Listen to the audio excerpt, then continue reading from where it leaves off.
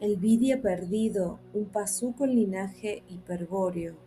En el último inciso hemos completado, aunque en forma ciertamente elemental, la exposición de los principales conceptos que la sabiduría hiperbórea afirma sobre el pasú, ese animal hombre que habitaba la tierra a la llegada de los idas traidores. Fue necesario exponer tales conceptos para explicar quizá por primera vez en esta lengua exotérica el misterio del encadenamiento del espíritu a la evolución de la materia. Sabemos ahora lo que el pasú es, conocemos las estructuras en las que se manifiesta subjetivamente su alma transmigrante. En consecuencia, sabemos que esto que el paso es, el espíritu no es. Hemos dado pues un paso importante hacia una visión inteligible del misterio. El siguiente paso nos conducirá directamente al núcleo del misterio, es decir, al encadenamiento espiritual. A. La herencia del Viria. Recordemos uno de los primeros párrafos del inciso traición y encadenamiento espiritual. La traición de los sidas traidores se consumó para servir a un fin específico, el encadenamiento de los espíritu esfera al plano material. Volvemos pues a plantear aquella pregunta con la cual presentamos el modelo analógico del espíritu esfera. ¿Cómo se encadena la materia a lo efímero de la vida, a las variaciones de la naturaleza, a los ciclos de la vida y muerte? ¿Cómo se encadena, repetimos, un espíritu eterno a esa ilusión? Ahora que conocemos analógicamente qué es un espíritu y también un pasú, vamos a explicar cómo pudo ser encadenado a la materia. A continuación se alude a la clave genética del sistema kármico como un método consistente en plasmar en la sangre del pasú una imagen del origen del espíritu hiperbóreo.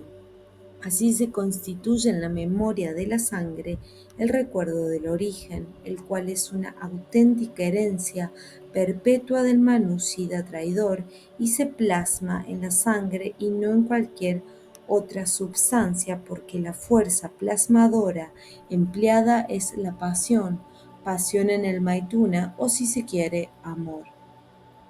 La clave del sistema consiste entonces en plasmar una imagen del origen en la sangre del pasú, con lo cual éste adquiere una herencia divina y pasa a ser viria.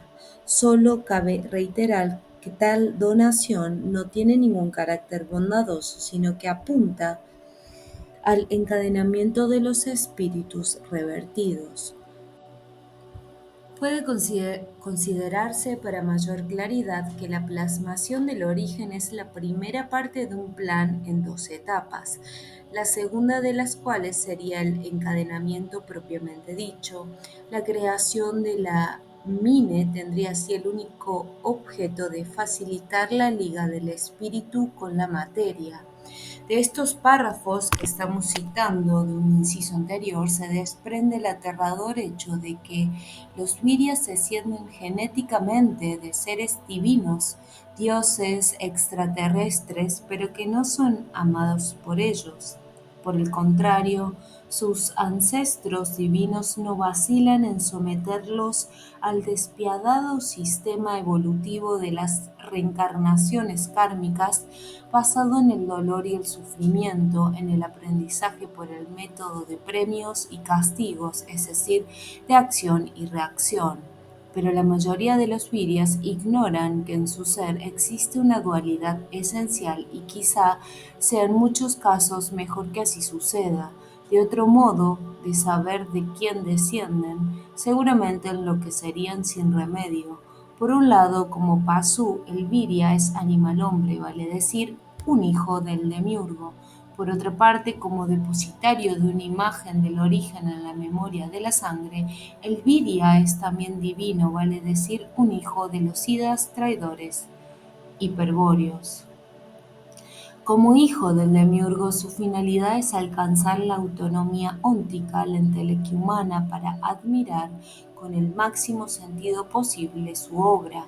Esa es la verdadera finalidad del Pasú, quien en tanto suele creer que existe para otra cosa, pero tal ilusión se desvanece invariablemente cuando al final de un gran día de manifestación sobreviene la noche de Brahma, el Mahapralaya, en el que toda la creación material es fagocitada por la nada succionante de un final que es igual al principio, y en esa nada naturalmente acaban todos los pasúes o virias junto con toda clase de manifestaciones monádicas. Esta finalidad fatal de la naturaleza humana no es desde luego demasiado atractiva, mas como hijo de los Siddhas traidores, el Virya tampoco consigue avisorar un futuro benigno. Sus antepasados divinos le ocultan, valiéndose de toda suerte de artimañas, el hecho y el derecho de la descendencia, pero si por algún motivo extracármico el Virya llegase a percibir en la memoria de la sangre el recuerdo del origen, si llegase a sospechar que algo en él no es aquí, entonces se enfrentaría al odio y al desprecio más terrible por parte de sus divinos antepasados, pero ellos no tratarían de destruirlo, sino que emplearían sus increíbles poderes para sumirlo en una intensa ilusión mágica, es decir, para hundirlo aún más en la confusión estratégica. Por este lado, pues tampoco puede esperar otra cosa que la disolución final del pralaya cósmico, toda vez que los siddhas traidores no están dispuestos a entablar ningún trato particular con los viryas, es decir, ninguno que pueda aceptarlos, apartarlos del karma. Ante panorama tan sombrío, ¿qué salida le queda al Virya? ¿Qué esperanza puede alentar de escapar a los planes demenciales del demiurgo y los siddhas traidores? Respuesta: la liberación del espíritu hiperbóreo. Esto es, la única posibilidad de escape consiste en que el Virya remonte su recuerdo hiperbóreo hasta el origen y se transmute en divino hiperbóreo, desencadenando al espíritu cautivo, vale decir, que procure la normalidad del espíritu esfera revertido. Para que tal posibilidad se concrete efectivamente es necesario que el Virya actúe en el marco de una estrategia hiperbórea, cuestión que se estudiará en la segunda parte. Allí se describirá la actitud graciosa luciférica que debe adoptar el Virya como postura estratégica básica de liberación espiritual. En lo que resta de la primera parte nos ocuparemos de un importante tema que debe ser aclarado previamente: el encadenamiento espiritual.